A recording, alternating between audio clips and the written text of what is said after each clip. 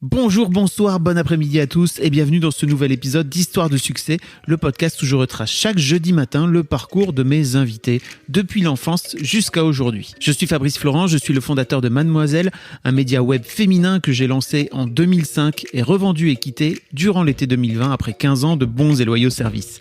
Je suis aussi l'hôte de 3 autres podcasts, Histoire de Daron où j'interviewe des pères sur leur paternité, Histoire de Mec où je fais parler des mecs, de masculinité et un dernier intitulé La Reco de FabFlow qui se passe en live sur Twitch et où on discute avec mes invités de leur reco culturel. Si ça vous intéresse, je vous mets tous les liens dans les notes de cet épisode. J'ai réalisé pour Mademoiselle des dizaines d'interviews et je suis heureux de pouvoir vous proposer ce format que j'apprécie tant pendant 1 heure chaque jeudi à partir de 6h du matin dans votre appli de podcast préféré. Cette semaine, je reçois Najat Vallaud-Belkacem. Le timing a voulu qu'entre le moment où j'ai pris contact avec elle pour parler de la transition entre sa carrière politique et sa carrière dans le privé et la date réelle de cette interview, elle s'est tout simplement relancée en politique puisqu'elle est candidate pour les élections régionales dans la région Auvergne-Rhône-Alpes. Ensemble, on parle de son enfance au sein de sa famille très traditionnelle. Rappelons qu'elle est née au Maroc et que sa famille est arrivée en France quand elle avait 4-5 ans. On discute également de la façon dont elle est entrée en politique après l'arrivée de Jean-Marie Le Pen au second tour en 2002 et on compare d'ailleurs nos expériences respectives dans notre rapport avec le Parti Socialiste à l'époque. Elle explique aussi comment elle s'est lancée dans sa première campagne, comment elle s'est retrouvée porte-parole de la campagne présidentielle de Ségolène Royal en 2007, puis celle de François Hollande en 2012, avant de devenir ministre des droits des femmes, puis la première ministre femme à l'éducation nationale. On parle aussi de la façon dont elle s'est retirée de la vie politique après sa défaite aux législatives en 2017, de ce que lui ont apporté ces 4 ans passés dans le privé et pourquoi elle décide d'y retourner aujourd'hui. Un grand merci à Najat Vallaud-Belkacem pour sa transparence. C'était un peu court pour balayer tous les sujets dont j'aurais voulu discuter avec elle, mais c'était aussi très instructif à plein d'égards et j'espère que ça le sera aussi pour vous. Un grand merci à vous et bonne écoute. On est avec Najat Vallaud-Belkacem. Salut Najat. Salut. Comment ça va ? Très bien. Ouais ? Ouais. Tu te relances en campagne là. Oui. C'est vrai que c'est une drôle de période pour le faire, mais en même temps, je pense que c'est important de se faire entendre dans ce moment précis parce que je trouve que vraiment il y a tellement de choses qui vont pas bien. On va en reparler de ce que tu as envie de promouvoir comme idée, etc. La première question que je pose à tous mes invités, c'est à quoi tu ressemblais, Najat, quand tu avais 7-8 ans ? Waouh, il faudrait que je te montre une photo, mais en gros, j'étais... je pense que j'étais une petite fille assez mignonne. Sans doute mal coiffée, parce que j'ai toujours eu un problème pour me coiffer, mais avec des grands yeux, et plutôt quelqu'un de joyeux, plutôt quelqu'un de finalement facile à vivre, je crois. En termes de personnalité ? Ouais. T'étais plutôt cool ? Ouais, j'écoutais de la musique, j'adorais lire déjà à l'époque. Voilà, j'étais pas compliquée, quoi. Je n'étais pas renfermée, j'étais relativement équilibrée. T'étais déjà arrivée en France ? Parce que Oui, je suis arrivée à l'âge de 4 ans. Ok. Ouais, donc ça faisait déjà 4 ans que j'étais là, donc, et donc je me souviens que j'aimais beaucoup l'école, par exemple. J'avais donc 7-8 ans, j'avais une sœur aînée à l'époque et une très jeune sœur, un bébé qui venait de naître, en gros. Donc on n'était que 3 à ce moment-là. Après, la famille s'est agrandie, mais ouais, c'est plutôt une belle période. Parce que tu es dans une famille avec 7 enfants, c'est ça ? Ouais, c'est ça. Grande fratrie. Exactement, avec 5 filles et 2 garçons. Comment ça se passe de grandir dans une grande famille comme ça avec plein de gens autour de toi? Moi j'ai beaucoup aimé, parce que finalement d'abord on se sent jamais seul, on peut créer des équipes dans les jeux de société, puis on se nourrit beaucoup de ses frères et sœurs, c'est formidable. Bon, après tout le monde n'a pas le choix d'en faire plusieurs, je comprends bien, mais je veux dire dans la mesure du possible, c'est vrai que pour un enfant être entouré d'aînés qui ont déjà un peu ouvert le chemin sur plein de sujets, ça permet d'être mieux préparé. Avoir des petits frères ou des petites sœurs, c'est aussi apprendre à devenir à son tour l'aîné de quelqu'un ou quasi le parent de quelqu'un et de s'en occuper, de surveiller, d'aider aux devoirs et tout ça. Donc en fait, finalement, ça aide à s'améliorer soi-même, y compris sur le plan de la scolarité, je trouve. Parce qu'on comprend toujours mieux un truc quand on l'a expliqué à quelqu'un d'autre qui le comprenait encore moins bien que soi. Donc ouais, non, moi je trouve que c'est génial. Puis après, en grandissant, nous, on est restés très liés, donc à chaque anniversaire, à chaque Noël, à chaque fête quelconque ou prétexte quelconque, on essaie de se retrouver, donc c'est agréable. Le noyau continue à rester je formé pense, comme ça. Et en fait, ça compte beaucoup. Enfin, cette cellule familiale, mine de rien, elle te forge quand même énormément dans la vie. Tu m'étonnes. On va en reparler un petit peu après de justement la cellule familiale, mais en fait, comment t'as grandi après au collège à quoi ressemble ton adolescence? Je pense que j'ai eu un collège et une adolescence dans le sens où par rapport à la petite fille que t'évoquais tout à l'heure, je pense où j'étais mignonne et tout ça, j'ai dû avoir des boutons sur le visage, enfin c'est un peu laborieux on va dire.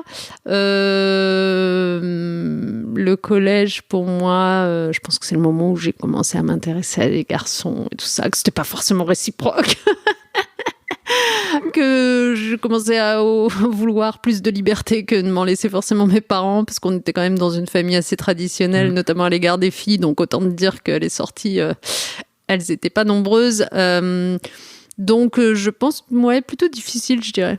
Comment tu vis justement parce que tu as une double culture, hein, clairement on peut le dire, tes parents viennent du Maroc, à cet âge-là. C'est compliqué pour toi, tu te bats, t'es un peu en bagarre? T'es tiraillé, comme de toute façon tu vas le rester toute ta vie, hein, quand tu as une double culture, comme tu viens de le dire, que donc tes parents ont vécu dans un univers avec des codes qui sont pas du tout les tiens, parce que toi très vite en fait tu fais comme tes copains ou copines, tu t'attends à avoir les mêmes droits, les mêmes possibilités, la même liberté qu'eux. Et que tu essaies régulièrement d'expliquer ça à tes parents, mais que eux, ça correspond pas du tout à leur univers, et donc que du coup, ça crée des tensions.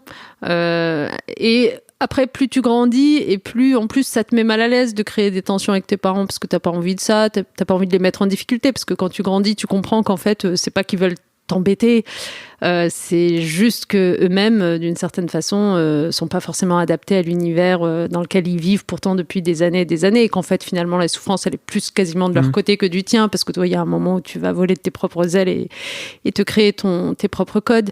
Donc il y a un sentiment parfois de culpabilité, d'avoir trop poussé sur tel sujet. À quel âge? Cette maturité-là, je pense qu'elle vient plutôt à l'âge du lycée, on va dire. Ok. Ouais. C'est tôt quand même. Ouais, c'est vrai. Mais moi, ça m'est venu pendant la naissance de mes filles, quoi. Tu vois, je me suis rendu compte à quel point c'était dur d'être parent. Ah oui, mais ça, c'est encore autre chose. Là, je t'avoue que oui, t'as raison. C'est encore un autre cran supplémentaire. Moi aussi, quand j'ai eu des enfants, je me suis dit, ah là là, décidément, si c'était à refaire, qu'est-ce que j'aurais été plus sympa avec ma mère. Jamais je lui aurais créé le moindre problème. Je l'aurais aidée dans la moindre corvée sans qu'elle n'ait rien à me demander, tout ça. Bon, c'est sûr. D'ailleurs, c'est marrant parce que c'est marrant que tu dises ça, parce que en ce moment, régulièrement, j'ai une expression avec mes enfants quand je me fâche avec eux, parce que eux, là, pour le coup, ils sont à l'âge de l'adolescence, ils ont 12 ans, c'est des jumeaux. Ah oui. Et quand je me fâche avec eux, je leur dis, écoute, souviens-toi juste de cet épisode, s'il te plaît, et repense-y quand tu auras des enfants. Et repense-y quand tu auras des enfants, tu comprendras qui avait raison de nous deux. Ça me fait rire. Et puis t'as bien raison de leur appuyer sur la culpabilité un petit peu. Ouais. Ça leur fait. Ouais, bon, je suis pas sûre qu'ils soient forcément perméables à tout ça à cet âge-là, mais... Bon, la vie sur la relou. Ouais, c'est ça, relou. Ouais. Relou, maman. C'est drôle, l'adolescence. Hein. C'est un sacré truc à vivre comme parent. Hein. Puis surtout dans cette période-là. Hein. Oui, ouais, c'est clair. Parce que en fait, ce qui est difficile avec cette période, c'est que t'as jamais de sas de respiration.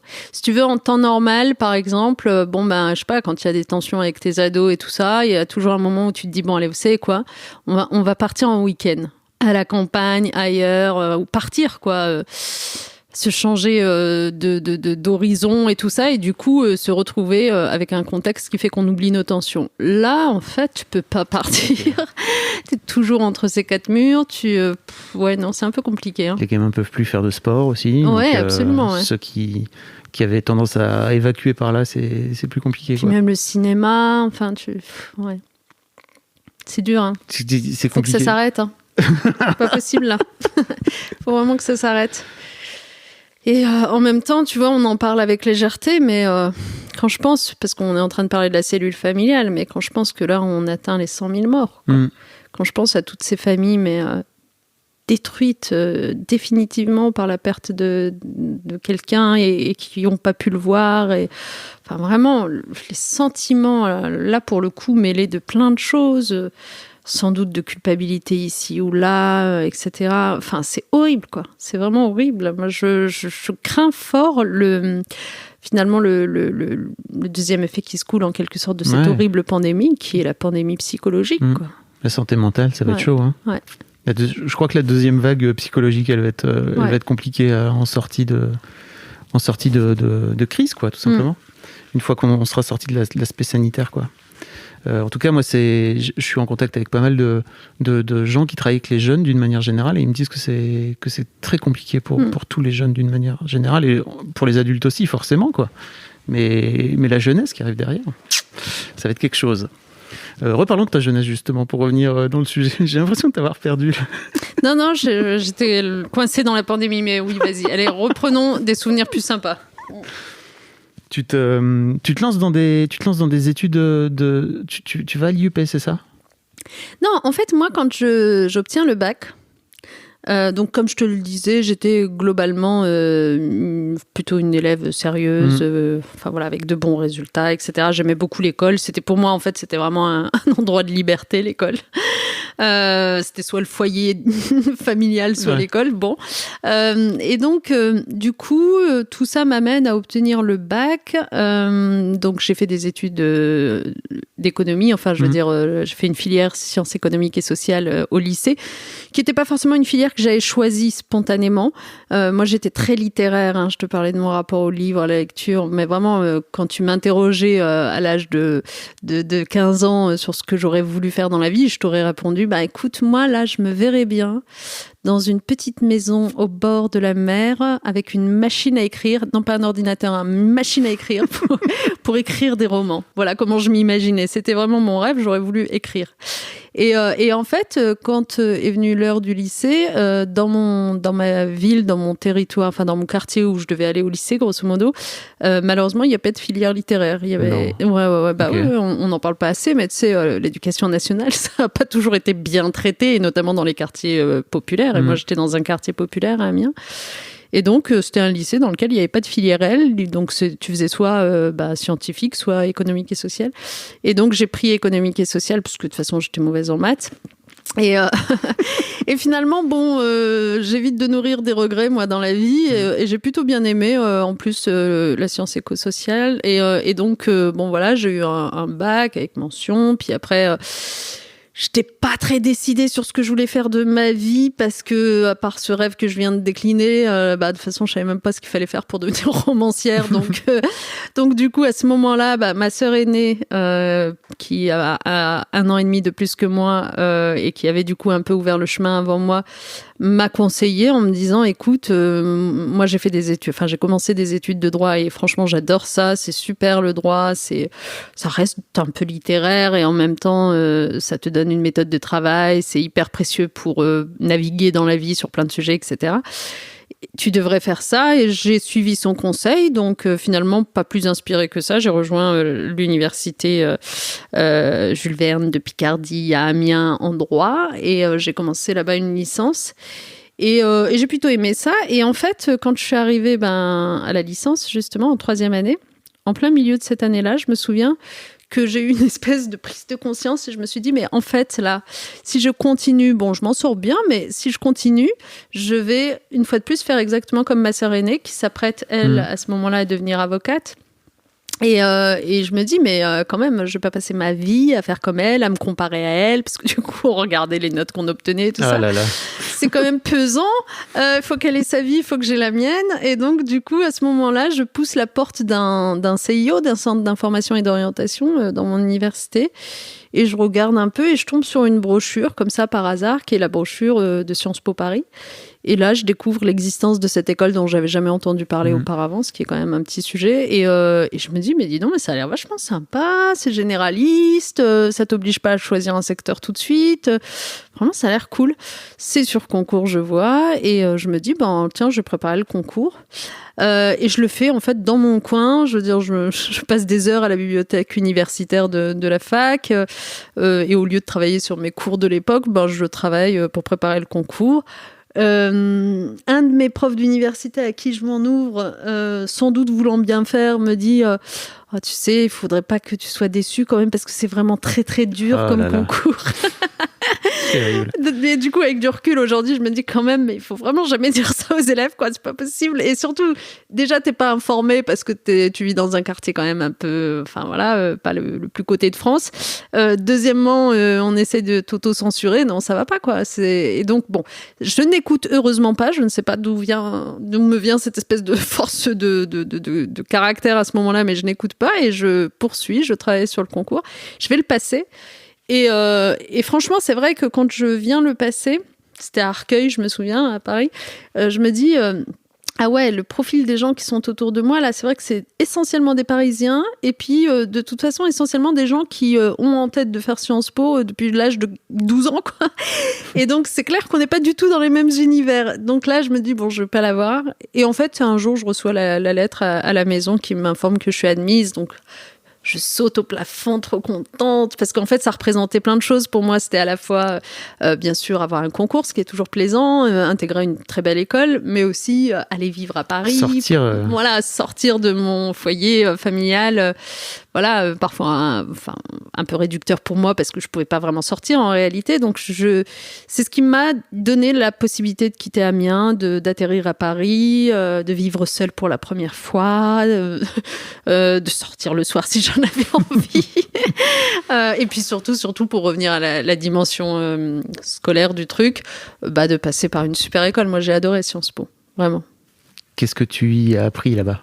En fait, ce que j'ai adoré, c'est que c'est notamment le fait que les enseignants qu'on avait, pour beaucoup d'entre eux, étaient des gens qui avaient aussi une vie professionnelle à côté. Donc, qui étaient, je sais pas moi, conseillers d'État ou de tribunal administratif ou avocats ou etc. Enfin, plein de choses différentes. Et qui, du coup, en fait, nous faisaient partager en plus de la théorie aussi leur expérience pratique, professionnelle. Puis nous ouvraient des horizons. Moi, j'ai été amenée, grâce à tout cela, à faire un stage dans un cabinet d'avocats au Conseil d'État à la Cour de cassation, dans lequel finalement ça a tellement bien matché qu'ils ont fini par me recruter. Donc ça a été ma première vie professionnelle. Un peu plus tôt, comme j'avais toujours besoin de travailler moi à côté de mes études parce que j'avais pas suffisamment d'argent, c'est grâce à ces rencontres-là que je suis devenue assistante parlementaire d'une députée. Donc du coup j'ai fait des super expériences grâce à cette école et aux gens que j'y ai rencontrés. Ok. Trop bien. Tu rentres en vie politique après 2002, si je me trompe pas. On a un peu le même parcours. Je vais te raconter un peu mon histoire, c'est que on a le même âge, hein, on a un mois d'écart, toi et moi. Plus jeune ou plus vieux ? Plus jeune. Je suis plus jeune que toi. La honte. Ouais, je sais. Attends. Ok, donc tu es de novembre. Voilà. Okay. Et en fait, j'ai fait pareil que toi, c'est-à-dire que je suis pas allé voter au premier tour parce que je me suis dit c'était compliqué de faire des procurations à l'époque et j'étais allé retrouver ma copine, ma future femme à l'époque à Bordeaux pour un week-end. Et en fait, je crois que j'étais un peu comme Jospin. En fait, j'étais convaincu que je serais au deuxième tour et qu'il y aurait pas de problème et que j'irais voter pour lui au deuxième tour, quoi. Et dans le train de retour, en fait, c'est là que tu apprends que Le Pen est au deuxième tour, etc. Enfin, je crois que ça a fait pareil à plein de gens de notre génération. En fait, c'est une grosse claque dans la gueule. Et c'est marrant parce que, en fait, suite à ça, moi, j'ai appelé le PS de Lille où je vivais à l'époque. Donc vraiment une grosse section du PS et tout. Et c'est marrant parce que j'ai laissé un message téléphonique. Et les mecs m'ont rappelé, m'ont laissé un message en me disant salut camarade, bienvenue si tu souhaites machin. Et en fait, je me suis dit ah non mais camarade, c'est pas. Enfin. Ah ouais. Les mecs. Ah mince, arrêtez. La maladresse langagière. Ah, c'est dommage. Et en fait, je me suis dit, en fait, non, j'ai pas envie que tu viennes me dire camarade. En fait, il vient de se passer un truc dingue et toi, tu es encore en train de me raconter ça. Tu es en train d'utiliser ce terme qui, pour moi, n'a strictement... Enfin, c'est d'un autre temps, quoi. Je me permets une petite pause dans ce podcast, parce qu'après tout c'est le mien, pour vous demander, si ce n'est pas encore fait, de vous abonner au podcast directement depuis votre appli de podcast préférée, ou sur Spotify ou sur Deezer. Vous pouvez aussi vous abonner à ma newsletter, je vous envoie régulièrement mes kiffs personnels du moment, des recos séries, des recos ciné, des recos livres, mais aussi, et bien sûr, mes dernières productions. C'est le meilleur moyen de ne rater aucun épisode. Je vous mets tous les liens dans les notes de cet épisode justement. Allez, merci beaucoup et retour à l'interview. Donc ça m'intéressait un petit peu de voir comment toi, de ton côté, tu t'étais... C'est marrant parce que ça ressemble drôlement à mon expérience, parce que moi, je me sens très coupable de ce qui s'est passé à ce moment-là, dans le sens où, donc en gros, je suis comme toi, c'est-à-dire que je suis absolument persuadée que ça va être la gauche contre la droite, Jospin contre Chirac, enfin voilà. Et il se trouve que pour le premier tour de l'élection présidentielle de cette année-là, j'avais un voyage avec un groupe d'amis prévu en Espagne, voilà. Et je m'y étais pris trop tard pour faire une procuration. En fait, j'y avais absolument pas pensé jusqu'au dernier moment, puis c'était trop tard. Et donc, du coup, on est en Espagne et puis on regarde la télé le soir du premier tour et on assiste stupéfait à ce qui est en train de se passer. Ce qui est terrible d'ailleurs, c'est que dans le groupe d'amis, comme quoi je n'ai jamais été sectaire, on était 4, il y en avait 2 qui étaient de gauche et 2 qui étaient de droite. Et alors, il y avait les mines défaites du côté de nous deux de gauche, vraiment genre limite en pleurs, et puis du côté des 2 de droite, au contraire, des hurrahs, des éclats de joie, etc. Alors que quand même, moi je trouvais que la situation s'y prêtait pas à la joie, quand même. Bon, donc du coup, il y a eu un peu de tension entre nous sur ce sujet, mais en tout cas, on a été d'accord tous sur un truc, c'est qu'il fallait absolument retourner à Paris, qu'on pouvait pas rester là-bas. Donc on retourne à Paris sans attendre, et donc je me retrouve moi dans les manifestations, machin, pour lutter contre le Front National et appeler à voter Jacques Chirac. Et donc, on vote Chirac. Mais aussitôt après, je me dis, mais en fait, c'est pas possible. En fait, t'as pas le droit. Sérieusement, t'as pas le droit. Pourquoi toi, t'as pas le droit ? Pourquoi me sentir coupable, moi, personnellement, alors qu'il y avait plein de gens qui s'étaient retrouvés dans la même situation que moi, comme tu le sais ? Eh bien, parce que j'ai la chance d'avoir justement navigué dans des sphères par mes études, etc. Je te disais, assistante parlementaire d'une députée, Sciences Po, où quand même tu parles quand même souvent de politique, etc. Où j'ai eu accès à suffisamment d'informations sur comment est-ce que agir ou ne pas agir, ça a des conséquences. Pour ne pas juste rester spectatrice de ce qui est en train de se passer. C'est pas possible. Venant d'où je viens, je veux dire, avec le background que j'ai, où franchement, j'ai une sensibilité forcément toute particulière à la lutte contre l'injustice sociale, à la lutte contre les inégalités, etc. Je peux pas juste laisser d'autres prendre la place et moi ne rien dire, alors que franchement, a priori, j'ai les mots pour le dire.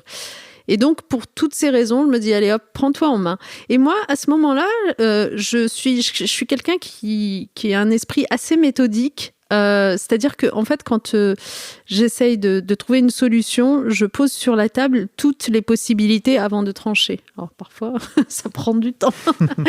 Je suis assez exhaustive, en fait, dans ma façon de raisonner. Donc, du coup, je me dis, bon, écoute, je suis de gauche, c'est évident. Ne serait-ce que par les engagements associatifs qui ont été les miens ces dernières années, parce que j'avais toujours été très engagée associativement aussi, notamment justement pour lutter contre la pauvreté et tout ça. Donc bon, ok, donc je suis de gauche, mais maintenant, qu'y a-t-il comme gauche dans ce pays ? Quel serait le parti le plus adapté à ce que je ressens ? Et en fait, en réalité... pour une raison vraiment d'efficacité électorale, ça a été le Parti socialiste, dans le sens où je me suis dit, ok, tous les partis de gauche disent des choses intéressantes, mais moi, je veux un parti qui accède au pouvoir et qui soit transformateur. Et donc, le Parti socialiste me paraissait le mieux placé. Donc, c'est comme ça que, en effet, je fais la même démarche que toi. Entre-temps, du coup, je me suis installée à Lyon. Hein. Donc, c'est à Lyon que je l'ai fait, cette démarche, et que j'entre au Parti socialiste. Et comment ça se passe pour toi les débuts dans la vie politique justement ? Franchement, c'est pas forcément facile. Hein. Et c'est pour ça que du coup, en même temps, je te comprends hein, quand tu dis que tu as été, je sais pas, mal à l'aise, etc. Même si je pense que l'utilisation du mot camarade, c'était plutôt quelque chose d'affectueux et qu'il fallait pas mal le prendre. Mais ce que je veux dire, c'est que en fait, c'est difficile au début de trouver sa place parce que en fait, tu crois que tu vas rejoindre juste une communauté de valeurs, une communauté de projets, et en fait, très vite, tu arrives dans une section, c'est comme ça que ça s'appelle au Parti socialiste, donc le petit groupe de socialistes à l'échelle de ton quartier, en gros, ça s'appelle une section. Et dès que tu rejoins ce petit groupe, tu comprends qu'il y a des enjeux de pouvoir énormes, quoi. Et que en fait, au fond, il faut être pour un tel, contre un tel, qu'il y a du billard à 12 bandes, que même si tu crois à telle chose, à ce moment-là, c'est peut-être pas le moment d'en parler. Enfin, et donc ce truc-là, cette tracasserie-là, quand tu sais, quand t'as pas d'ambition particulière qui te pousse à dire bon allez, je fais avec parce que au moins ça me permettra d'accéder à tel poste ou position, etc. C'est vrai que t'as pas envie de la vivre, quoi, cette tracasserie. Ça te saoule. Alors c'est les premiers temps, parce que après, plus tu avances dans cette structure, que tu la comprends, que tu en comprends le langage, etc. Et plus quand même tu deviens plus sûr de toi et tu es capable d'imposer d'autres codes. Et moi, c'est le sentiment que j'ai eu. C'est-à-dire qu'il m'a peut-être fallu, je sais pas, 2 ans, mettons. Mais après, au bout de 2 ans, quand tu es suffisamment connu, etc., c'est à ton tour aussi de construire le cadre dans lequel vous évoluez collectivement. Et tu peux, si tu voudrais qu'il soit plus vertueux, le rendre plus vertueux. Donc, il faut tenir bon quelques temps. Mais après il y a des moments qui sont géniaux quand même. C'est les moments où... vous sortez un peu tous collectivement, là, les militants de votre section, puis vous allez à la rencontre des gens. Alors, soit pour se déployer, c'est pas forcément en temps de campagne, hors temps de campagne, pour se déployer, parce que quand je pense que les gens le savent pas ça, mais quand tu es militant, par exemple, tu es informé parce que tu défends des idées, des valeurs, etc. Tu es informé généralement que y a telle famille dans tel quartier pour qui ça va super mal, qui sont dans la désespérance la plus totale parce que celle qui prenait soin d'eux vient de mourir, etc. Et là, du coup, tu organises des collectes, etc. pour aider. Et donc, en fait, c'est vraiment de la vie de communauté. Quand ça se passe bien, c'est ça aussi, être militant d'un parti. C'est que tu as de la vie de communauté à l'échelle d'un petit territoire et tu es un peu garant que les individus soient pas oubliés, et notamment les plus précaires, les plus fragilisés d'entre eux. Donc ça, moi, j'aime beaucoup. J'aime bien les temps de campagne aussi, parce que mine de rien, tu te déploies sur le terrain, tu vas à la rencontre des gens, tu leur parles.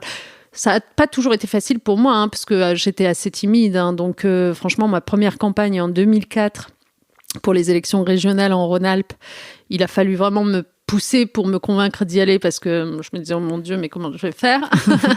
Et finalement, j'y ai pris goût, parce que... Pourquoi? Je vais t'expliquer pourquoi. J'aime bien quand tu fais les questions et les réponses. Après, je te laisse la parole pendant un quart d'heure. Mais pourquoi est-ce que j'y ai pris goût? Parce que, en fait, je me suis rendu compte que finalement, il n'y avait pas d'autre univers que la politique dans lequel, dans la même journée, tu es susceptible de parler à un chômeur, à un chef d'entreprise, à un cuisinier, à un étranger qui n'arrive pas à faire ses papiers, et à sa famille, à un artiste, dans la même journée. Je veux dire, honnêtement, on vit dans des mondes dans lesquels, en fait, on est tous dans des petites bulles et on parle qu'à des gens qui nous ressemblent. Tu vois, on a une bande de potes qui ont fait les mêmes études que nous, qui sont parents aussi d'enfants de 12 ans, etc. Et donc, en fait, vraiment, notre tentation à tous, et même quand on cherche à lutter contre, c'est de finir par vivre dans ces petites bulles. Et finalement, de ce faisant, on se coupe quand même du monde, quoi, et on oublie la diversité de la société. Et la politique, jusqu'à présent, je peux te dire, j'ai fait plein de trucs dans ma vie, mais c'est le seul univers où, en fait, tu revois toute cette diversité, et surtout, parce qu'il suffit pas de la voir comme spectateur, surtout ce faisant, quand tu es de bonne volonté, comme je crois l'avoir toujours été dans la vie politique, le discours que tu as entendu dans la bouche du chômeur, tu vas pouvoir le partager avec le chef d'entreprise pour qu'il comprenne un peu mieux la position du chômeur et que ça sorte du clivage. Tu vois, par exemple, pour te donner un exemple, puisque là, je remets les pieds dedans dans la politique, la semaine dernière, j'étais dans le Cantal, donc dans un département plutôt rural de ma région Auvergne-Rhône-Alpes, et j'ai passé 2 jours avec des agriculteurs, des éleveurs de bovins. Et tu vois, franchement, pouvoir les écouter, je veux dire, et prendre conscience, si j'en avais pas déjà suffisamment conscience, que au fond, contrairement au clivage qu'on monte de toutes pièces, là, associations environnementalistes contre agriculteurs, etc., les agriculteurs, c'est les premiers écologistes de France. Putain, c'est quand même eux qui, non seulement nous nourrissent, je rappelle qu'on a besoin d'une alimentation saine, c'est quand même le b.a.-ba, justement, d'un monde durable, mais c'est aussi eux qui prennent soin de la terre, des prairies, qui entretiennent les paysages, etc. Donc, je veux dire, il y a... Voilà, il y a des évidences qui te sautent aux yeux quand tu es capable de parler avec plein d'acteurs différents comme ça et qui deviennent beaucoup plus confuses quand juste t'allumes ta télé et que t'écoutes BFM ou CNews. Parce que, non, alors en fait, plus personne n'est capable de s'entendre sur aucun sujet. C'est ça le monde qu'on essaye de nous décrire. Mais moi, je veux pas de ce monde-là. Je veux d'un monde où on est capable de s'entendre. Et pourtant, tu vois, j'entends très bien tout ce que tu dis sur cette ouverture que les politiques peuvent avoir justement sur le reste du monde. L'un des trucs qu'on reproche aujourd'hui justement aux politiques, c'est qu'il y a un côté vraiment d'entre-soi qui finit par arriver jusqu'à une limite où les gens finissent par se dire ok, alors allons chercher l'alternative aux extrêmes, quoi, tu vois. Non, un entre-soi entre les politiques. Ouais, c'est ça. Ah ouais, parce que moi je peux te dire, je les fréquente pas. Pourtant j'en suis une. Ah non, sérieusement, moi je suis pas d'accord. Mais de toute façon, le problème, si tu veux, c'est qu'il y a à boire et à manger. Le symbole de l'ENA qui est en train de, justement, que Macron est en train de dire, ok, il faut qu'on change, il faut qu'on réforme tout ça. Je te parle là des gens qui viennent du fin fond de nos campagnes, hein, n'est-ce pas, notamment les gilets jaunes, etc. Non, mais justement, je pense que en fait, il faut donner à voir à tous ceux qui doutent, à tous ceux qui pensent qu'en fait la politique elle est préemptée par une petite élite, etc. Il faut leur donner à voir la réalité qui est une forme de diversité. Je dis pas qu'on a complètement atteint la diversification sociale qu'il faudrait avoir de l'ENA, de l'Assemblée nationale et tout ça. On est loin du chemin, on est bien d'accord, mais d'abord, ça progresse, je pense. Et puis, honnêtement, tu vois, par exemple, moi, je suis pas passée par l'ENA. Je l'ai passé, je l'ai pas eu. Hein. Je tiens à le préciser, comme ça, c'est clair. Mais honnêtement, comme quoi, dans la vie, des fois, c'est bien de subir des échecs aussi, parce que chaque porte qui se ferme, c'est d'autres portes qui s'ouvrent. Je pense que j'aurais pas du tout fait le même parcours, eu les mêmes expériences si j'avais fait l'ENA. Voilà, je veux dire, et tout mon parcours de vie te montre bien que, honnêtement, j'appartiens pas à une forme d'élite quelconque. Alors, évidemment que je vis confortablement aujourd'hui, je vais pas dire le contraire, et je sais qu'il y a plein de gens qui galèrent. Donc moi, je me plains absolument pas de ma vie actuelle, mais enfant, honnêtement, on rationnait tout.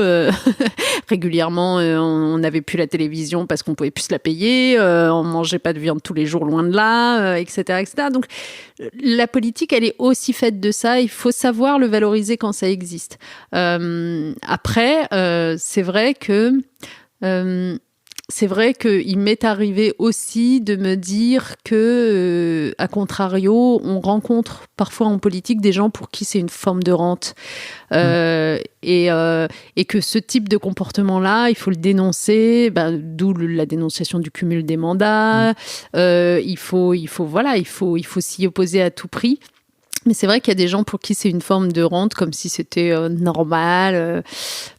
Donc, mais ça, c'est aux électeurs de faire leur choix au moment du vote. Hein. Non, tu vois, on pense ce qu'on veut de Macron. Je trouve qu'il aura amené au moins un truc, c'est qu'il aura permis de pouvoir amener des nouvelles têtes dans l'Assemblée, quoi. Tu vois, de renouveler une partie du. Ouais, mais franchement, moi, j'apporterais un bémol là-dessus. Okay. C'est pas que je veuille absolument critiquer Macron. Oui. Même s'il faudra que tu cherches bien pour me trouver un sujet sur lequel je critiquerai pas, mais en dehors de l'aspect uniquement de son bilan, etc. Je trouve que l'idée sur la diversification. Voilà. Mais en fait, juste un truc, c'est-à-dire que en fait, tu as raison. Je pense que ça partait d'un bon principe que de vouloir vraiment renouveler les têtes à l'Assemblée nationale. Mais quand tu regardes finalement qui constitue la majorité LREM à l'Assemblée nationale, en fait, tu as une surreprésentation encore plus excessive que par le passé de cadres. Enfin, je veux dire, sur un plan sociologique, c'est plutôt des gens qui vont bien, très bien, qui étaient dans des entreprises qui allaient bien, très bien et qui sont venus faire un petit tour en politique, en plus en ne donnant pas forcément l'impression ni de vouloir y rester, ni d'y défendre des choses, parce que moi je les trouve particulièrement silencieux en fait. C'est des machines à voter pour tout ce que propose le gouvernement, mais tu les entends pas vraiment sur des sujets de fond. Et donc du coup, moi je sais pas si c'est une expérience à la fin qui paraîtra positive ou pas. D'ailleurs, il y avait des papiers qui s'écrivaient dans la presse sur le fait qu'une immense majorité de ces nouveaux députés LREM comptaient ne pas se représenter la prochaine fois. Bon, ça fait un peu genre un peu du tourisme, quoi, pour le coup. Oui, voilà. Je comprends. Pour revenir à toi, tu disais justement que tu étais rentré, tu avais fait ta première élection en 2004, c'est ça ? Ouais, ma toute première élection, c'est 2004. Pour les élections régionales, en fait, c'était vraiment un... Parce que donc, ça faisait 2 ans que Ouais, c'est ça. En fait, plus exactement, je suis arrivée... Donc, en fait, si je reprends mes dates, en gros, je suis diplômée de Sciences Po en 2000. Entre 2000 et 2002 ou 2003... 2003. Et entre 2000 et janvier 2003, je bosse dans un cabinet d'avocats au Conseil d'État et à la Cour de cassation. Et à partir du début 2003, je rejoins Lyon pour travailler avec celui qui venait d'être élu maire de Lyon, Gérard Collomb, et qui cherchait à composer son équipe, son cabinet, et qui cherchait notamment quelqu'un pour s'occuper à ses côtés de ce qu'on appelait la démocratie participative, c'est-à-dire la concertation des habitants sur les grands projets de la ville. Et donc, je m'occupe de ça à partir de janvier 2003. Et en 2004, lorsque se présentent les élections régionales, Jean-Jacques Kérane, qui est tête de liste pour les socialistes de la région, me propose d'être l'une des membres de sa liste. Et alors, à ce moment-là, c'est ce que je te racontais tout à l'heure. Moi, j'étais genre, oh là là, mais j'en serais jamais capable de m'exprimer publiquement et tout ça. Et en fait, il insiste. Et puis, en plus, il me dit, puis de toute façon, c'est plus pour que tu aies une expérience, parce que, en vrai, regarde, tu es tellement bas dans la liste que tu seras jamais élu. C'est pour ça que c'était plus facile, évidemment, de me proposer de venir. Mais au moins, ça te fera une expérience de campagne et tout ça, ça t'apprendra des choses. Alors, bon, je finis par me laisser convaincre. Et j'y vais, et en réalité, c'est vrai que j'étais très très basse dans la liste, mais cette année-là, on a tellement bien gagné les élections régionales, la gauche, que j'étais la dernière de la liste à passer, mais je suis passée. Okay. En gros, ça s'est arrêté juste après moi. Et donc là, j'ai vécu mon premier mandat. J'ai fini par devenir vice-présidente en charge de la culture du Conseil régional Rhône-Alpes. Donc, mes premières responsabilités dans l'exécutif. C'est une région superbe. À l'époque, en plus, c'était formidable parce que, on dira ce qu'on voudra, on n'est pas là pour faire de la politique, mais honnêtement, c'est quand même pas la même chose d'avoir la gauche ou la droite. Et là, en l'occurrence, par exemple, dans cette région sur la culture, on est de gauche, donc on double le budget de la culture, tu vois, on fait plein de trucs, quoi. On soutient des festivals, on soutient des librairies pour éviter qu'elles ferment un peu partout dans la région et tout ça. Donc ça avait vraiment de la gueule, et j'étais très heureuse d'exercer ces fonctions-là. Donc ça a été mon premier mandat à partir de 2004. Et en fait, après, j'y ai pris goût d'une certaine façon, et je me suis présentée à d'autres élections. Donc en fait, la suivante qui arrive dans l'ordre chronologique, c'est celle de 2006-2007 pour les législatives.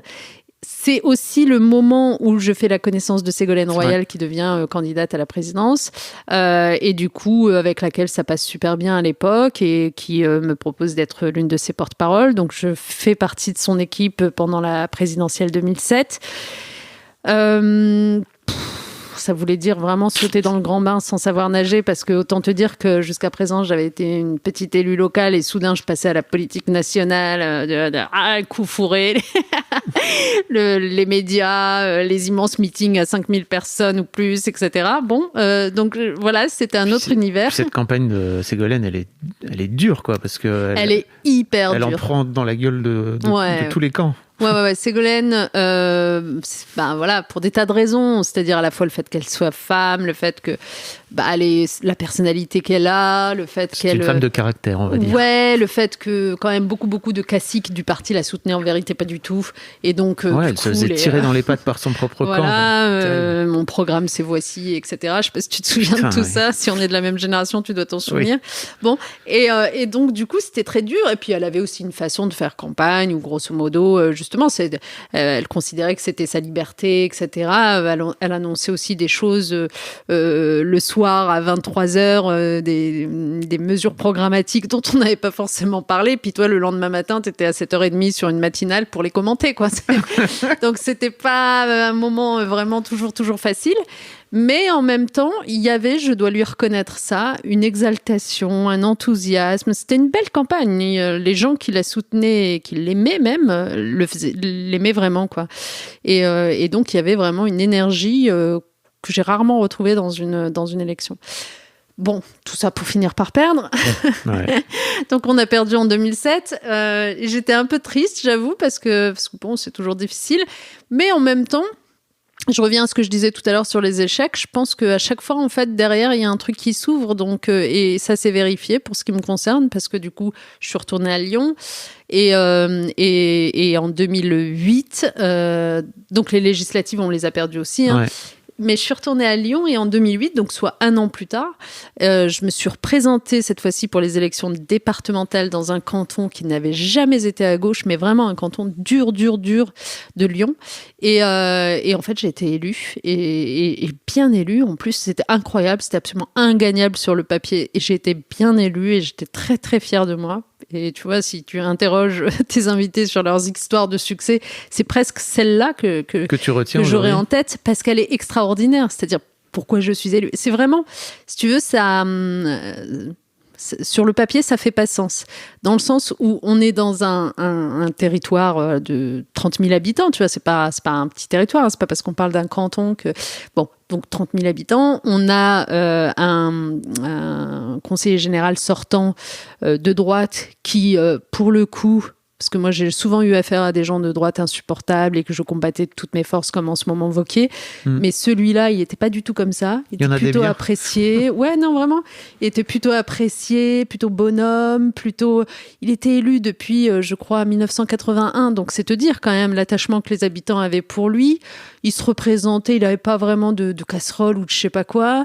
Voilà. Et en fait, qu'est-ce qui s'est passé ? C'est simplement que dans cette campagne-là, et c'est pour ça que je dis finalement l'échec de 2007 m'a été malgré tout utile, j'ai mis en application tout ce que j'avais appris de l'échec de 2007 sur justement comment faire campagne, comment créer de l'enthousiasme chez les gens, etc. etc. Et en fait, c'est ça qui a permis la victoire.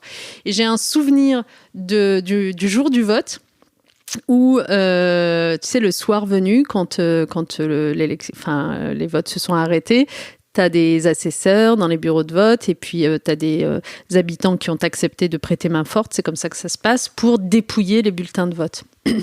Et donc, tu peux y assister comme candidat pour voir. Et j'y ai assisté dans un des bureaux de vote et c'était tellement émouvant parce que tu voyais donc tous ces gens qui dépouillaient, qui sortaient les enveloppes, qui disaient les noms qu'il y avait dessus. Et donc, Najat Vallaud-Belkacem, Najat Vallaud-Belkacem, mon opposant, Najat Vallaud-Belkacem. Puis après, Najat Vallaud-Belkacem revenait tellement souvent que eux-mêmes, ils en avaient marre de le dire comme ça et ils finissaient par dire Najat. Et c'est là d'ailleurs que finalement, j'ai appris à ne pas prendre mal le fait qu'on m'appelle par mon prénom parce que c'est juste ça allait plus vite et puis c'était sympa, puis c'était fait avec le sourire. Et à mon immense surprise, en effet, mon nom est ressorti bien plus souvent que celui de mon opposant. Et donc, j'ai gagné. Et alors... ce qui a été très sympa, c'est que le lendemain, le fameux opposant en question m'a fait envoyer des fleurs et j'ai trouvé ça très chouette. Tu vois, c'est quand même... Voilà, c'est pour ça que c'est une belle histoire parce que du début à la fin, je la trouve chouette. Et c'est en plus, il se trouve que c'est vraiment un quartier absolument super beau, vraiment magnifique, qui s'appelle Montchat à Lyon. Ok. Voilà. Ouais, canon. Ouais. Ça te donne... donc, de ce fait-là, t'es élu. Ouais. Et comment tu te retrouves, parce que tu t'aides Hollande à faire sa campagne aussi ou... Ouais, c'est ça. Donc là, ce que je te raconte, c'est 2008. Alors 2008, en plus, c'est une année particulière parce que quelques mois après être élue, j'ai aussi des enfants.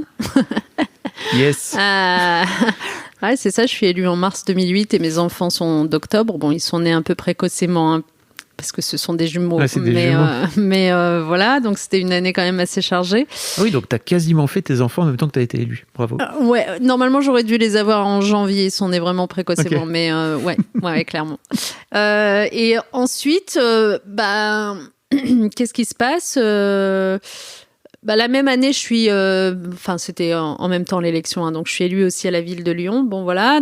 Et en 2011, donc 2 ans plus tard, commence la campagne à nouveau pour préparer les primaires et la présidentielle de 2012.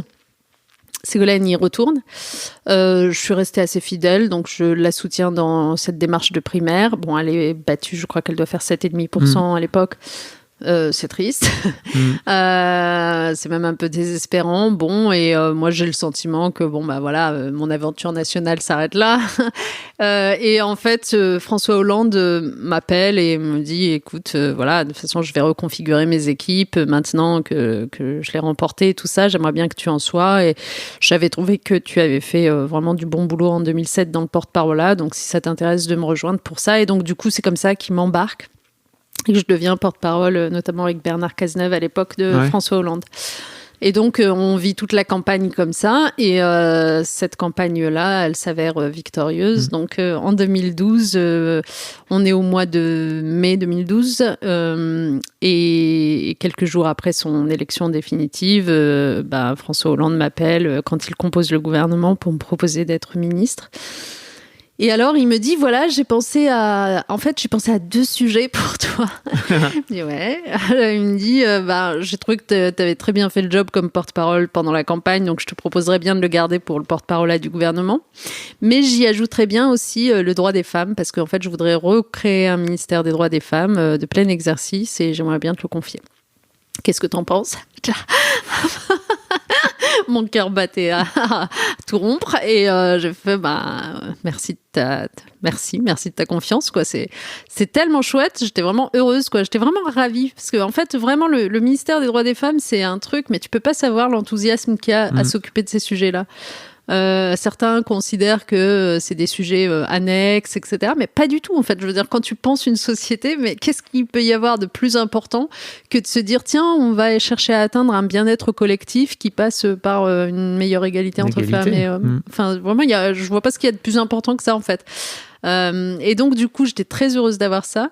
Et finalement, le porte-parole dont on peut se dire, oh là là, mais quelle activité aride et pénible, c'est clair que ça l'est, je vais pas vous dire le contraire, hein, parce que quand même, tu te retrouves à bachoter énormément de sujets parce que, ouais, t'es interrogé, t'es interrogé sur la politique de la pêche, hein, je veux dire, t'es pas spécialiste de pêche, mais oui, mais tu dois savoir ce que fait ton gouvernement, t'es interrogé sur la dernière polémique sur le devenir de telle ou telle entreprise, etc. Et t'as pas le droit à la maladresse de langage, parce que tout le monde t'écoute vraiment. Et donc, du coup, c'est énormément de stress et de bachotage, c'est sûr. Mais alors, qu'est-ce que c'est formateur ? Qu'est-ce que c'est précieux ? Parce que du coup, en quelques mois, tu apprends à connaître tous les rouages de l'État. Là, on ne peut pas te la faire parce qu'en fait, tu vois fonctionner tous les ministères, tu connais globalement les dossiers de toutes les administrations. Et donc du coup, en fait, avec le Premier ministre, qui est le seul dans ce cas-là, tu es vraiment interministériel, quoi. Ça a été super. Puis après, en 2014, comme tu sais, je rejoins le ministère de l'Éducation et alors là, que dire pour une petite fille comme moi qui n'était pas allée à l'école au Maroc, dont le destin, en fait, c'était de pas aller à l'école, en vrai, quand je regarde mes petites cousines rester à l'école et qui... Rester au Maroc, tu veux dire ? Rester au Maroc, pardon, et qui ont été mariés relativement jeunes. Moi, le début de ma vie, c'était de garder les chèvres avec mon grand-père. Enfin, tu vois, pour une petite fille comme ça. Ensuite, arriver en France, ne parlant pas un mot de français, adorant l'école, comme je te l'ai dit, allant en établissement d'éducation prioritaire, se retrouver ministre de l'Éducation nationale, c'est extraordinaire. Et d'ailleurs, c'était la première fois qu'il y avait une femme. J'allais te dire, t'en as quand même pris plein la gueule. Et alors, oui, voilà. Donc, c'est à la fois, ce ministère, ça a été genre, waouh, mais genre, une bombe nucléaire, quoi, de waouh. Et en même temps, une fois en action, etc., mais c'était hallucinant comme j'ai compris que je dérangeais, en fait. Pas tout le monde, hein, je te rassure, parce qu'en fait, ce que les gens ne voient pas forcément de l'extérieur, c'est que les messages de soutien et tout ça ont été merveilleux et immensément plus importants que tout le reste. Mais le nombre de procès d'intention, d'attaques en illégitimité, d'accusations de vouloir islamiser la France et compagnie, mais c'était hallucinant. Mais surtout, en plus, quand on me connaît moi, quoi, si tu veux, ce qui est fou, à propos de ce dernier procès en islamisation de la France, entre guillemets, ce qui est fou, c'est que dans le même temps, parce qu'il faut se souvenir que j'étais ministre de l'Éducation au moment où Daesh était en train d'assassiner, de terroriser, etc., moi, je me prenais quand même à longueur de temps des menaces de mort des soutiens de Daesh et des radicalisés de toutes sortes, islamiques, etc., parce qu'ils considéraient que moi, j'étais leur ennemi juré, quoi. La fille qui avait complètement adopté les codes de la France laïque, etc., et qui les défendait alors qu'elle était d'origine musulmane et tout. Enfin, tu vois ce que je veux dire? Donc, en fait, moi, j'étais vraiment au milieu de deux extrêmes qui me haïssaient. Mais qui me haïssaient. Et c'est vrai que c'est violent parfois, d'abord les menaces de mort, surtout quand tu te les prends sous forme de lettres que tu reçois chez toi et que tu te demandes oh là là, est-ce que les enfants sont pas tombés dessus, tu vois, c'est quand même ça. Puis après, dans la foulée, tu passes devant un relais ou un magasin de journaux quelconque et là, tu vois Valeurs Actuelles avec l'ayatollah avec ma photo dessus, que des trucs comme ça. Donc, c'était un peu compliqué. Mais je voudrais pas rester sur cette note négative parce que en même temps, d'abord, quel bonheur vraiment d'avoir affaire d'abord aux enfants, aux élèves, parce que quand tu es ministre de l'Éducation, tu te rends dans des établissements, tu vois de merveilleuses histoires, tu vois des profs qui ont fait progresser des élèves qui partaient de rien du tout, qui partaient dans des conditions tellement tristes et voilà, qui se sont complètement épanouis, ouverts, etc. Tu vois, à contrario, des vrais sujets dont les pouvoirs publics doivent s'occuper, comme par exemple le harcèlement scolaire, et j'en ai énormément fait sur le sujet. Merci pour ça. Et c'était un sujet qui me tenait tellement à cœur. Et quand je faisais des choses là-dessus, je peux te dire, les courriers que je recevais de témoignages, y compris d'adultes, qui me racontaient ce qu'ils avaient vécu enfant, et tout ça, mais ça me prenait aux tripes. Donc c'est des sujets extraordinaires. Et puis surtout, j'étais fière de ce qu'on faisait parce que, encore une fois, un gouvernement de gauche, on a créé 60 000 postes de professeurs alors que la majorité précédente de Sarkozy en avait détruit 80 000. Voilà, je veux dire, c'était assumé, on était ambitieux pour l'école et voilà, donc tout ça me manque quand même un peu, quoi. Et d'ailleurs, je continue à avoir vraiment des contacts extrêmement émouvants, chaleureux, etc., avec plein de profs, mais tu n'imagines même pas, d'un peu partout, voilà, qui continuent à me raconter leur quotidien et tout ça. Et je sais que c'est difficile. D'ailleurs, j'en profite pour dire que c'est un scandale qu'on ne vaccine pas les profs avant qu'ils reprennent le 26 avril. Non, mais ça, c'est vraiment... Mais je comprends pas, en fait. Je comprends plus rien. Il y a un moment donné, il faut quand même avoir des priorités. Je veux dire, de la même façon qu'on a considéré que les soignants étaient une priorité à juste titre, mais on peut pas remettre des profs avec des élèves maintenant qu'on sait que les élèves sont porteurs et contaminateurs. Le 26 avril, point, c'est tout. C'est incroyable qu'on soit aussi flottant sur ces sujets. Mais je crois qu'ils vont prolonger, de toute façon, la fermeture des écoles, non ? Je sais pas, parce que justement, il y a une telle confusion qui règne qu'on sait jamais vraiment rien. Il y a pas d'anticipation. Non, je sais pas. Non, ce que je peux te dire, pour en discuter parfois avec des mères, c'est que là, du coup, en fait, t'as des mères qui disent, non, mais moi, les professeurs de ma ville, je vais les vacciner.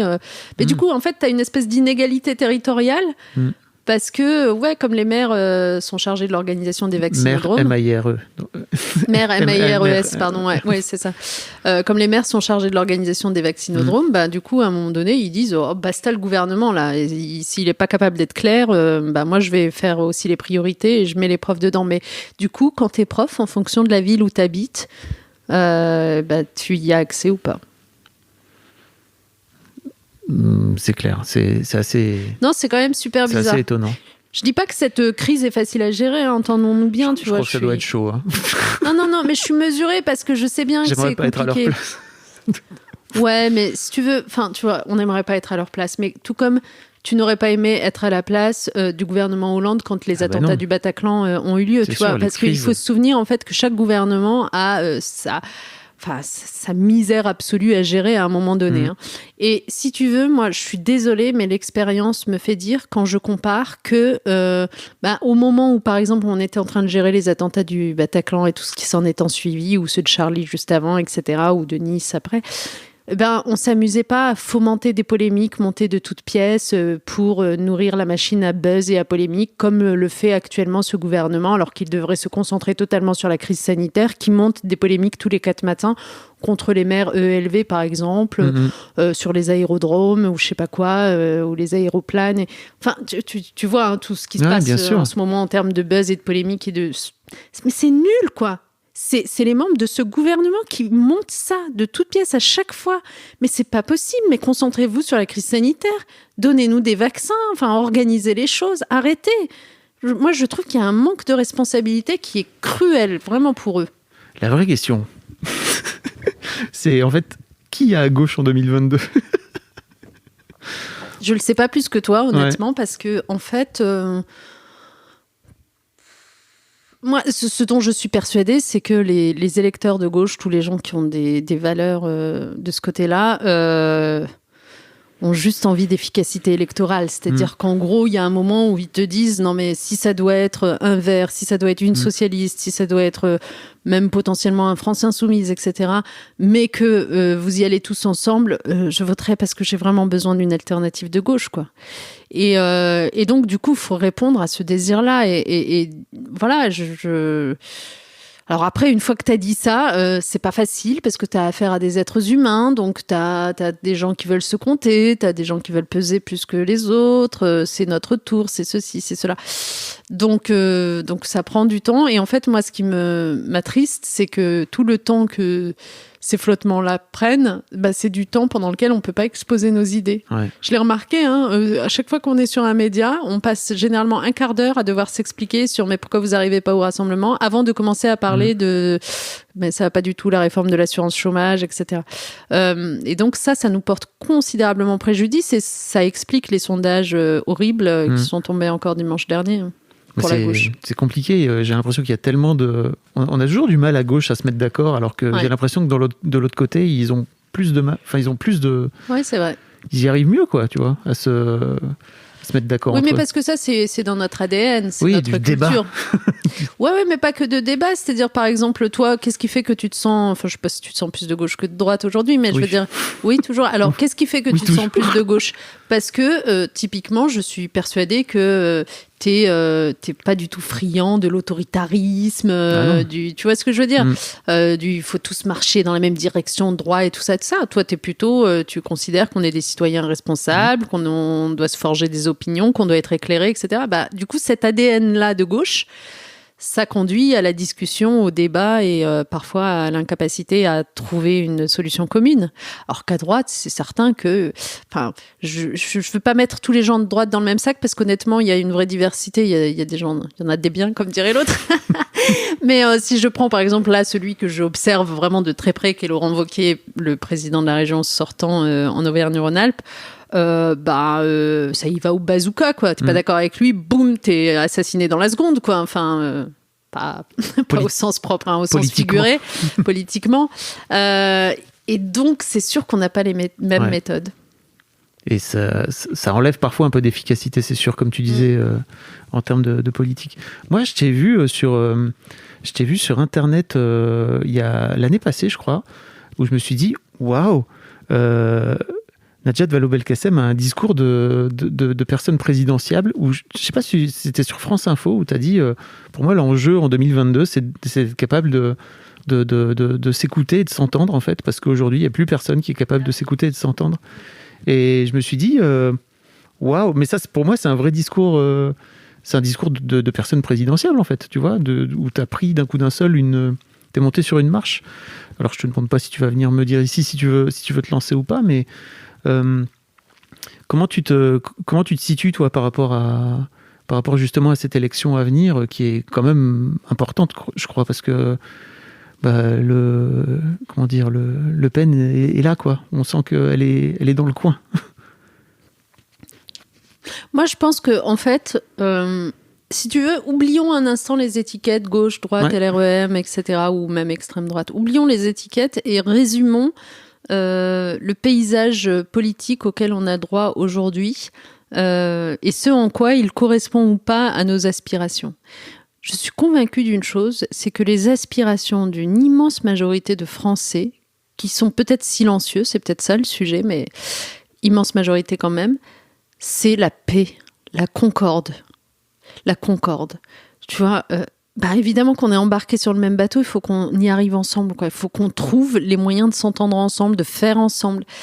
Or, moi, ce que je reproche finalement à l'essentiel de ceux qui s'expriment aujourd'hui médiatiquement, politiquement et tout ça, c'est de toujours nourrir la discorde. Mais systématiquement, même quand elle n'existe pas, de la créer de toutes pièces. C'est ce que je te racontais tout à l'heure avec les polémiques sur les mères ELV. Ça fait parler le buzz. Ouais, voilà, mais à la fin... On parle jamais des trains qui arrivent à l'heure. Ouais, je sais, mais en fait, là, en l'occurrence, ce serait même pas... parlons des trains qui arrivent à l'heure. C'est... En fait, c'est faisons entendre dans l'espace public tous les gens qui, au quotidien, au lieu de déchirer, sont en train de recoudre. Il y a tellement de gens qui font du bien à notre société qu'on n'entend pas, en fait. Donc, non, je dirais pas que c'est des trains qui arrivent à l'heure, dans le sens où ça n'a rien de normal. L'existence de ces gens qui font tellement de bien, de ces bénévoles qui vont aller s'occuper des files alimentaires pendant la crise, mais aussi en dehors de toute crise d'ailleurs, parce que c'est normal d'aider son prochain. Ça n'a tellement rien d'évident d'avoir tous ces gens qui cherchent à rapprocher finalement les communautés pour éviter justement la gangrène du communautarisme, etc., ou du sentiment d'être exclu, de ne pas appartenir à la nation, etc.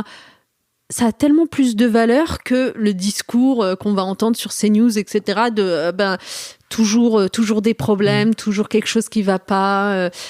Donc, en fait, le sujet, c'est comment est-ce qu'on est capable, médiatiquement, de couvrir plus sincèrement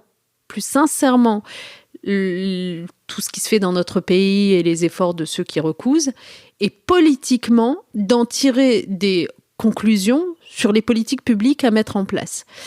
Et ça, aujourd'hui, franchement, je vois aucune politique publique qui t'explique comment tu vas vraiment relancer l'ascenseur social, on en parlait tout à l'heure. Aucune politique publique qui t'explique comment tu vas vraiment faire se rencontrer l'écologie et les inquiétudes des classes populaires. Parce que en même temps, je comprends les classes populaires qui, quand elles allument leur télé, ont l'impression qu'en fait, l'écologie, c'est de leur imposer des nouveaux modes de consommation qui vont leur coûter plus cher, ou d'arrêter de prendre leur voiture alors qu'elles n'ont pas le choix. Ou de rouler à 80. Ou de rouler, enfin voilà. Donc du coup, on a besoin de politiques publiques et de discours qui vont avec, qui te parlent plus de construction que de destruction permanente et de clivage permanent. Et puis surtout, je pense qu'il y a une violence verbale, une violence verbale à éradiquer de l'espace public. Moi, je n'en peux plus de cette vulgarité, de la violence verbale continue. Vraiment, je veux dire, y compris venant de ministres, honnêtement, pour en citer une qui, en ce moment, vraiment me fait halluciner, Marlène Schiappa, c'est pas possible, quoi. C'est pas possible d'être ministre et d'aller tous les 4 matins à la radio taper sur des maires, en l'occurrence, qui ont été démocratiquement élus par des gens, en les traitant de tous les noms et de complicité avec les terroristes islamistes. C'est pas possible. Il faut arrêter ça. Donc, moi, c'est pour ça aussi que je reviens en politique d'une certaine façon. C'est que je pense qu'on a besoin de paroles de concorde et qu'on en manque cruellement. Et quand je regarde autour de moi, et malheureusement, le sujet, c'est que normalement, ça devrait être la gauche qui porte cette parole de concorde. Mais comme je te le dis, elle est totalement bouffée par cette histoire de rassemblement auquel elle ne parvient pas et qui fait qu'à chaque fois qu'elle est dans un média, cette gauche, quelle qu'elle soit, on passera 80% du temps à lui parler de ce rassemblement plutôt qu'à l'écouter tenir des paroles de concorde. Et alors, c'est quoi pour toi la solution ?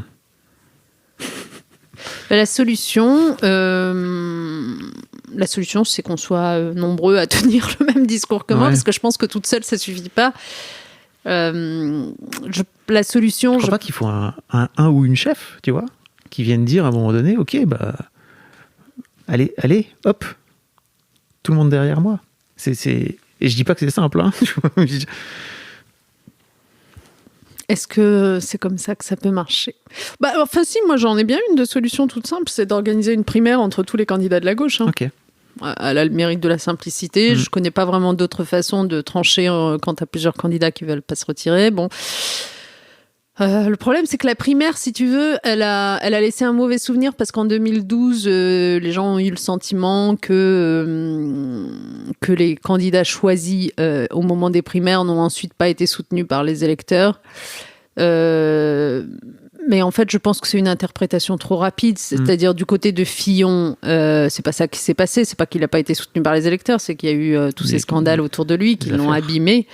Mais sinon, il aurait été soutenu, je pense. Et du côté de Hamon, c'est pas ça qui s'est passé. C'est que, grosso modo, tu as eu cette espèce de concurrence insincère de Macron qui a prétendu être et de gauche et de droite, et que des tas de gens de gauche se sont fait avoir, quoi. Et que, évidemment, tout ça a été renforcé par le fait que plusieurs candidats à notre primaire n'ont pas tenu leur engagement de respecter le résultat. Ils sont allés rejoindre Macron. C'est le cas de Manuel Valls, c'est le cas de François de Rugy. Bon, ça c'est beaucoup quand même. Donc c'est toute cette espèce de confusion qui a fait que le résultat de la primaire n'a pas été ensuite vraiment suivi et respecté par les électeurs. Mais maintenant, on n'est plus dans la même situation. Et donc, je pense qu'il faut revenir à cette toute simple idée des primaires. Et peut-être, c'est là que je mettrais un bémol par rapport à ce qui s'est passé en 2012, avoir des primaires ouvertes aux militants et pas forcément à l'ensemble des Français. Parce que je pense qu'il n'y a rien de scandaleux à dire. Après tout, c'est un processus de désignation interne. Et quand même, je veux dire, quand tu milites pour une formation, tu as beaucoup de devoirs, de responsabilités. On attend de toi que tu ailles coller des affiches, que tu fasses plein de choses sur le terrain et tout ça, que tu y consacres une énergie et un temps infini. C'est normal que tu aies un droit supplémentaire par rapport à d'autres citoyens qui, eux, ne sont pas militants, qui est de choisir qui va te représenter à une élection. Donc moi, ça ne me choquerait pas du tout d'avoir une primaire de l'ensemble de la gauche ouverte aux militants de l'ensemble de la gauche à jour de cotisation, voilà, et que ce soit ceux-là qui décident qui pourrait représenter l'ensemble. Voilà. Écoute, j'espère qu'ils écoutent ce podcast. Parce qu'en vrai, c'est une bonne idée. Mais oui, ouais. ça va être dur de mettre tout le monde d'accord sur cette question-là, quoi.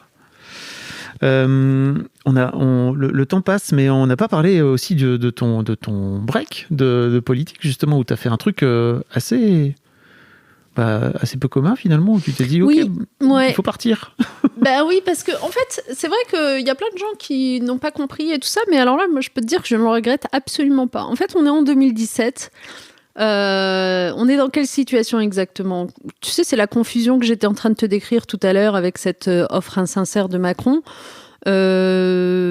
Miroir aux alouettes, qui attire à lui quand même, y compris des membres du gouvernement auquel j'appartiens. Ou, disons, soit qu'il les attire de façon frontale, qui vont le rejoindre, Jean-Yves Le Drian, par exemple, ou d'autres, Valls par la suite et d'autres, soit qui entraîne chez nombre de mes collègues au gouvernement une espèce d'attentisme et de silence où on ne sort pas du bois parce qu'on verra bien comment ça tourne. Je suis globalement la seule de ce gouvernement à être extrêmement claire et à dire on a notre candidat maintenant, c'est Hamon, donc allons le soutenir, et à faire campagne et à expliquer clairement pourquoi je ne soutiens pas Macron, etc. Donc, d'une certaine façon, je termine le mandat de 2017 avec cette espèce de clarté-là. Et en même temps, ce faisant, je deviens une espèce d'ennemi pour la Macronie, naturellement. Et donc, quand les législatives se présentent, j'ai un candidat Macron face à moi, dans cette espèce de tsunami où les députés qui sont élus, pour beaucoup de Français, doivent être globalement de la même couleur que le président si on veut lui donner les moyens de son action et de la cohérence. Le candidat LREM l'emporte face à moi à Villeurbanne au deuxième tour. Je le précise parce que il y en a pas je suis allée au deuxième tour. Il n'y en a pas eu beaucoup. Et à ce moment-là, donc, après m'être reposée pendant l'été, je reviens en septembre et je suis sollicitée pour prendre la tête du Parti socialiste. Et je me dis, au fond, est-ce que j'ai fait un break, là, juste en prenant cet été, suffisamment long pour me ressourcer, pour réfléchir, pour intellectuellement trouver d'autres façons de faire, parce qu'après tout, on a quand même visiblement déçu, hein, il faut se le dire clairement, sinon peut-être ça se serait passé autrement, cette fin de quinquennat. Et ma réponse est, non, en fait, il te faut du temps pour ça, si tu veux être honnête avec toi-même. Parce que sinon, qu'est-ce qui va se passer ? Ok, tu dis oui, je reprends le Parti socialiste, ça veut dire que dès le lendemain, tu es sur une chaîne d'info continue quelconque pour faire ton commentaire de l'actualité, du gouvernement, etc., avec exactement les mêmes arguments que ceux que tu as eus depuis 5 ans, parce que tu n'auras pas eu le temps d'y réfléchir. Comme un hamster dans sa roue, qui s'interroge jamais, qui tourne. Je sais que plein de politiques font ça. Et c'est ce que j'évoquais tout à l'heure en disant la politique comme une rente. Mais moi, la politique, ça n'a jamais été comme ça que je l'ai vu. Donc, je me suis dit, non, en fait, il faut aller voir autre chose. Il faut laisser le Parti socialiste aussi se développer différemment avec quelqu'un qui ne vient pas du quinquennat qui vient de se terminer, une page blanche en quelque sorte. Et à ce moment-là, j'ai rejoint le secteur privé parce que je me dis quand même qu'on parle beaucoup des entreprises quand on fait de la politique, et à juste titre, parce qu'elles jouent un rôle quand même hyper important dans notre société. Mais finalement, on en parle sans avoir forcément mis les mains dans le moteur et tout ça de l'entreprise. Et donc, je voulais quand même aller voir. Alors, du coup, j'ai rejoint pas n'importe quel secteur. Enfin, je veux dire, j'ai fait un choix vraiment à dessein de rejoindre une entreprise, certes, multinationale, certes, mais qui se spécialise dans les enquêtes d'opinion pour mieux comprendre les mouvements du monde, en fait. Donc, c'était vraiment à l'échelle globale qu'on travaillait. Et donc, en fait, pendant 2 ans, j'ai appris à écouter, à comprendre, à anticiper ce qui se passait dans l'opinion publique sur... Tu bossais chez Ipsos, c'est ça ? Ouais, c'est ça, chez Ipsos. Donc, en fait, sur des questions aussi vastes que la montée des inégalités, la peur du terrorisme, évidemment, la montée des populismes, le changement climatique. Donc, en fait, je voulais vraiment comprendre comment est-ce que les opinions se positionnaient par rapport à tout ça, quels étaient les biais de perception aussi, parce que c'est des sujets auxquels tu es régulièrement confronté quand tu fais de la politique. Et au bout de 2 ans d'expérience comme ça, il m'a manqué quelque chose, j'ai trouvé ça absolument passionnant, mais il m'a manqué quelque chose, c'est que du coup j'étais dans l'observation, mais plus suffisamment dans l'engagement. Et donc, en fait, quand la proposition m'a été faite de rejoindre donc, cette ONG qui s'appelle One et qui lutte contre l'extrême pauvreté dans le monde, donc une ONG de solidarité internationale, je me suis dit, mais en fait, c'est l'occasion rêvée parce que finalement, je renoue ainsi avec l'engagement, avec la défense d'une cause. Et alors, quelle cause, mon Dieu, il n'y a pas aussi plus belle que celle-là. Et donc, j'en suis devenue directrice au début de l'année 2020. Et là, j'ai fait aussi un tout autre apprentissage qui est celui du rôle de la société civile dans le plaidoyer, la mobilisation de l'opinion publique, qui fait qu'à un moment donné, tu fais évoluer, là encore, les perceptions et les décisions publiques. Et évidemment, début 2020, ça a correspondu au déclenchement de la crise Covid-19 et c'était en plein dans le mille s'agissant de nos sujets, puisque en fait, le Covid-19 a affecté le monde entier. Par définition, ceux qui allaient se retrouver le plus à la ramasse, c'est les pays les plus pauvres dont on s'occupe, essentiellement basés en Afrique subsaharienne, ces pays dans lesquels une majorité de la population vit avec moins d'1,70 $ par jour. Famine, non-accès à la santé, non-accès à l'éducation, etc. Donc du coup, très vite, on a orienté, focusé nos plaidoyers sur, attention, tout ce qu'on est en train de réfléchir en termes de masques, tests, vaccins, plan de relance économique, etc. Il faut aussi le réfléchir pour ces pays-là. Donc en fait, notre plaidoyer, il s'adresse aux pays les plus riches, aux institutions internationales, pour que ces pays-là ne soient pas oubliés. Et là, par exemple, sur les vaccins, qu'on lève les brevets sur les vaccins pour qu'on puisse en produire en beaucoup plus grande quantité, pour que ils soient distribués rapidement chez eux aussi. Ok. Et là, t'es de retour. Et là, en fait... c'est reparti. Oui, cette élection régionale, en fait, c'est l'occasion de faire ce que je te disais tout à l'heure, c'est-à-dire de ne pas laisser le paysage politique uniquement aux déchireurs, quoi. Un peu de reconstructeur, si possible. Donc, je peux pas être la seule à le faire, mais si on est un peu plus nombreux, ça ferait du bien. Donc, dans ta région, Auvergne-Rhône-Alpes, c'est ça? Dans ma région Auvergne-Rhône-Alpes, qui est une super belle région, que je t'invite à visiter si tu ne la connais pas. Je l'aime beaucoup.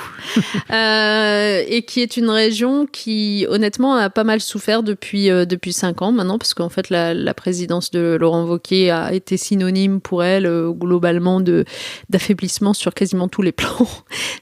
Vraiment, je veux pas être caricaturale, mais c'est vraiment ça. C'est-à-dire, en gros, c'est la région dans laquelle on était les meilleurs en termes de formation professionnelle, si je prends les principales compétences d'une région. Et là, on est avant-dernier de toutes les régions de France, parce que ça n'intéresse pas M. Wauquiez.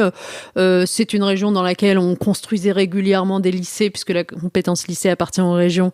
Il n'y aurait pas eu un seul nouveau lycée construit depuis 5 ans. Alors tu me diras, mais où va cet argent, quoi? En fait, cet argent, il va à se constituer des clientèles. Donc en fait, on donne de l'argent, enfin l'actuel président de cette région donne de l'argent directement à des mairies de droite pour qu'elles continuent à soutenir l'activité du conseil, à des acteurs, des chasseurs par exemple, pour qu'ils puissent communiquer auprès de toute leur communauté positivement sur Laurent Wauquiez. Enfin, c'est vraiment incroyable. Donc du coup, c'est un territoire qui depuis 2015 a perdu sur plein d'aspects et surtout n'a pas préparé l'avenir. Y compris, si tu veux, ça va se nicher dans des détails. Par exemple, tu vois, on parle beaucoup de précarité des gens aujourd'hui, et la crise les fragilise encore plus. Et dans cette région, depuis 5 ans, on a globalement coupé, laminé tout ce qui était tarification sociale pour les transports, pour les cantines, enfin, juste à contretemps de l'histoire, quoi. Donc, pour toutes ces raisons, je me suis dit, en fait, non, on peut pas laisser passer ça. Alors, presque un peu comme en 2002, je me suis dit, tu peux pas être spectatrice. Compte tenu de ce que tu as fait, compte tenu des responsabilités que tu as exercées, etc., là, tu vois bien que ça patine, qu'il ne va pas y avoir la bonne personne face à lui pour le mettre face à son incurie. Bon, vas-y toi-même, quoi. Alors, c'est pas une élection facile, c'est pas une campagne facile, je le sais. Mais en même temps, c'est quand c'est pas facile qu'il faut y aller. Écoute, je crois qu'on va terminer là-dessus. Merci beaucoup. Non, merci à toi, c'était cool. Merci beaucoup pour votre écoute. Avant de nous quitter, si vous avez aimé ce podcast et cet épisode, merci de lui mettre un commentaire sur Apple Podcasts et 5 étoiles de préférence. C'est le meilleur moyen de le faire connaître. Vous pouvez faire comme Macha Chose qui a écrit « Comme toujours avec les podcasts de Fab Florent, on a l'impression d'être une petite souris. Les invités sont intéressants, tout comme leur parcours de vie. On rit, on s'interroge, on apprend et on apprend aussi sur soi. Merci Fab, tes podcasts sont inspirants. » Merci beaucoup, ça fait plaisir. Et si vous voulez faire comme elle, vous vous rendez sur Apple Podcasts et vous cherchez Histoire de succès directement dans votre appli ou sur votre ordinateur. Merci beaucoup à vous et rendez-vous jeudi matin à la même heure à partir de 6h du matin dans votre appli de podcast pour un nouvel épisode d'Histoire de succès.